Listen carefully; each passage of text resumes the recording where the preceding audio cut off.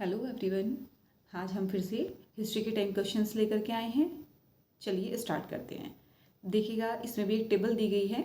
इसमें नदियों का सूची 1 का सूची 2 में दिए गए उनके वैदिक नाम से मिलान करें। यानी कि एक तरफ तो उनका जो नाम है वो आज के जो नाम है वो लिखे हुए हैं सूची 1 में, और सूची 2 में उनके ऋग्वैदिक काल नाम लिखे हुए हैं। जैसे झेलम, झेलम को क्या विपाशा कहते थे ऋग्वैदिक काल में? सतलुज, उसे क्या वितस्ता कहते थे? काबुल, शात्रुदी, व्यास, कुंभा।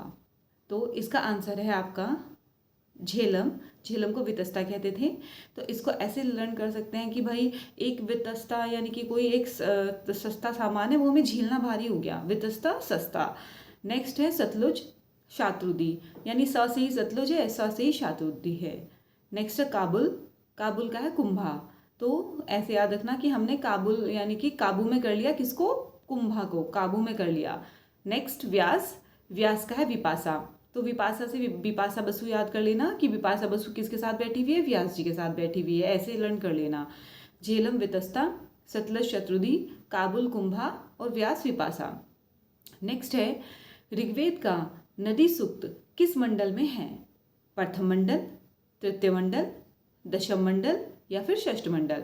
तो ऋग्वेद का नदी सूक्त 10वें मंडल में है। आपको पता ही है ऋग्वेद के अंदर 10 मंडल हैं। तो 10 मंडल में जो आपका 10वां मंडल है उसमें आपका नदी सूक्त पड़ता है। क्वेश्चन नंबर 3, ऋग्वेद में किस नदी को अम्बितमे, नदीतमा और देवीतमा कहा गया है? सिंधु, वितस्ता, सरस्वती या फिर पुरुषाणी। तो इसमें देखिए आंसर है सरस्वती। यानी ऋग्वेद में जो सरस्वती नदी है उसको सबसे ज़्यादा पवित्र नदी माना गया है और सबसे प्रमुख नदी माना गया है, इसीलिए। और एक ना देखिए ऋग्वेद में एक सरस्वती सूक्त भी है। लर्न करना कि ऋग्वेद में एक सरस्वती सूक्त है जो कि आपका कहाँ है? छठे मंडल में है। ठीक है, छठे मंडल में है वो। वहाँ पे आपका एक सरस्वती सूक्त है। उसी में ही इनको नदीतमा, अम्बेतमा, देवीतमा, सौभाग्यदायिनी, अन्नवती, उदकवती, ठीक है, ये सप्त सिंधु की जननी, ये सब कहा गया है। ठीक है, लेकिन एक और बात लर्न रखना आपका, जबकि जो सबसे ज्यादा वर्णन हुआ है ना वो सिंधु नदी का हुआ है। एक सेकंड लिख देती हूँ मैं ताकि आपको लर्न रहेगा। वर्णन वर्णन सबसे ज्यादा किसका हुआ है? सिंधु नदी। लेकिन सबसे ज्यादा पवित्र नदी किसको माना गया है? देवीतमा, ये सब वो कहा गया है आपका सरस्वती। ठीक है, एक सेकेंड।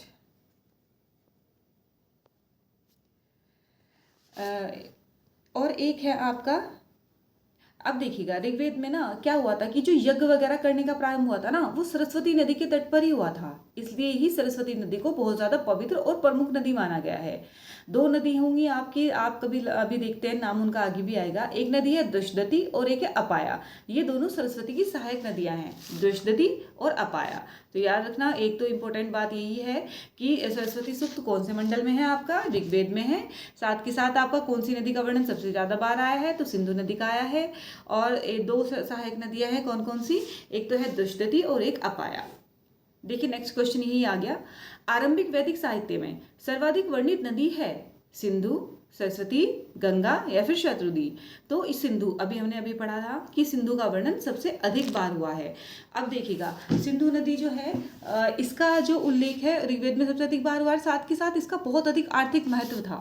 अधिक आर्थिक महत्व के कारण इसको हिरण्यनी नदी भी कहा गया है। क्या कहा गया है? एक बार लिख देती हूँ, हिरण्यनी। ह छोटी की मात्रा, र न य नी, हिरण्यनी।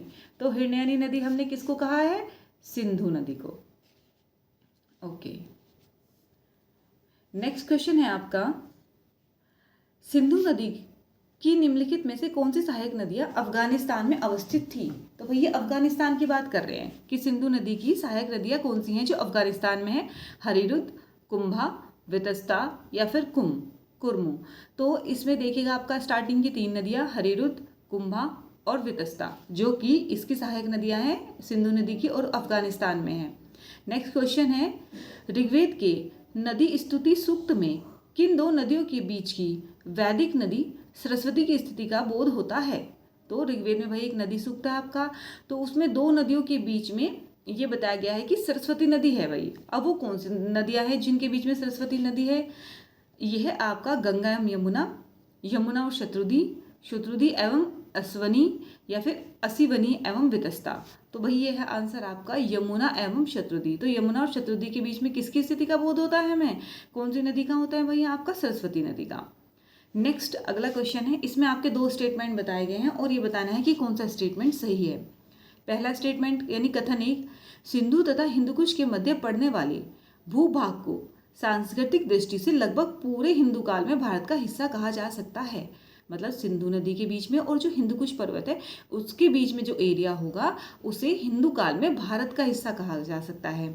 नेक्स्ट है, ऋग्वेद में कुंभा, कुर्मु और गोमल नदियों के उल्लेख से कोई संदेह नहीं रहता कि इंडो आर्यों का अफगानिस्तान से गहरा संबंध है। तो देखिए अभी हमने पढ़ा है क्या, कुंभा, कुर्मु और गोमल ये कहाँ बहती है नदियाँ? अफगानिस्तान में बहती हैं। और ये क्या है, आर्यों से जुड़ी हुई नदियाँ हैं, ठीक है। तो इस क्योंकि जहाँ जहाँ भी आर्य आए हैं तो इन नदियों का उल्लेख हुआ है, तो इसका मतलब हमें ये पता चलता है कि अफगानिस्तान में जो हमारे इंडो आर्य थे वे थे, ठीक है। तो ये दोनों ही स्टेटमेंट क्या हैं? दोनों ही स्टेटमेंट बिल्कुल ठीक है। नेक्स्ट क्वेश्चन भी स्टेटमेंट वाला ही है। पहला स्टेटमेंट है, प्रारंभिक आर्य आदिवासी सिंधु नदी तथा इसकी उपनदियों द्वारा प्रतिनिधित्व की जाने वाली 7 नदियों की जमीन पर आधिपत्य स्थापित करने में संलग्न रहे। मतलब जो हमारे आर्य थे उन्होंने सिंधु नदी प्लस इसकी जो सहायक नदियाँ थी उन पे क्या कर लिया था? उन पे अपना अधिकार कर लिया था। नेक्स्ट, विभिन्न आर्य जनजातियों के बीच संघर्ष दृष्टिगोचर होता है, और ये तो है ही भाई, बहुत सारी आर्य जनजाति थी जिनमें आपस में युद्ध हुए हैं। तो ये भी दोनों स्टेटमेंट बिल्कुल ठीक हैं। क्वेश्चन नंबर 9, ऋग्वेद का लेख है, यानी ऋग्वेद का जो लेख है वो किसने लिखा है? विश्वामित्र जी ने लिखा है, वाल्मीकि ने, वेद व्यास ने, या फिर अनेक ऋषियों द्वारा लिखित। तो आपको पता ही होगा ऋग्वेद में 10 मंडल हैं और अलग सारे के सारे मंडल अलग अलग ऋषियों ने लिखे हैं, तो इसलिए ऋग्वेद का जो लेख है वो अनेक ऋषियों द्वारा लिखित है।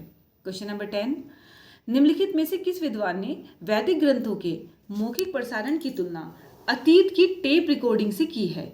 एक ऐसे विद्वान है जिन्होंने जो हमारे वैदिक ग्रंथ हैं, तो वो क्या होते थे? वैदिक ग्रंथ मतलब मौखिक, आपको पता है पहले जो ग्रंथ होते थे, जो गुरु होते थे वो अपने शिष्य को मौखिक पढ़ाते थे। तो इन्होंने कहा है कि वो इसी तरीके से है जैसे पास्ट में टेप रिकॉर्डिंग होती थी, मतलब पास्ट का टेप रिकॉर्डिंग है हमारे पास में। तो ये किसने कहा है? R S Sharma, D N Jha, J B Berghorst या फिर एम विटजेल। तो ये एम विटजेल ने ये वाली बात बोली है।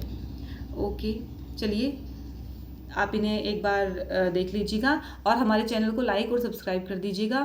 साथ के साथ आप सभी को थैंक यू इतनी जल्दी हमारे इतने सब्सक्राइब करने के लिए। Thank you for support. आप आगे अपना सपोर्ट ऐसे ही करते रहिए। Thank you so much.